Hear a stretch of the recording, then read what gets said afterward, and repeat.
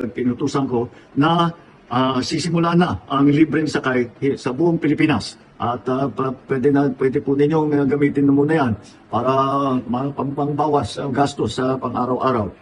Awit, ang lakas na naman ng tama ni Ngagva. Putang ina, utal-utal ka. Hindi ka makapagsalita na maayos, utal-utal ka na naman sa lakas ng tama mo, bangag. Di ba, bangag na bangag ka na naman. Putang ina, ano sinasabi mong libreng sakay sa buong Pilipinas para hindi na tayo mahirapan? Anong sasakyan? Anong libreng sakay? Saan sasakay? Ano sasakay kasama ka sa hukay? Linawin mo. Eroplano ba yan? Taxi, jeep, tricycle, sidecar ba yan? Grab ba yan? Ano ba? Taxi? Ano?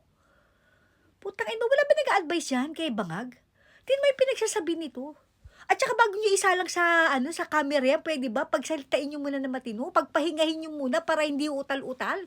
Pagkausap niya yung taong bayan, putang ina. At saka sino nagbigay ng idea sa'yo, Bangag? Na magpapalibreng sakay ka sa buong Pilipinas. Putang ina naman, Bangag.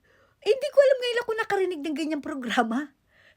At kung totoo man yan, kailan sisimulan? Sino yung kinausap mo tungkol dyan? Kinausap ka, putang ina mo. Di ba? Laksan mo ng tama nito. Libreng sakay. Sa palagay mo ba magugustuhan ng mga negosyante yung sinasabi mong libreng sakay? Tang ina mo, may masabi ka lang. Makauto ka lang. Makabudol ka lang. Putang ina mo, pangbobo yung idea mo, libreng sakay. Saka makakita ng libreng sakay sa buong Pilipinas. Putang ina, tulaksan mo ng tama nito. Pagpahingayin nyo nga yan. Utal-utal na naman ng putang ina. O kaya, wag nyo na nga pagpahingayin. Hanggang maodi yan.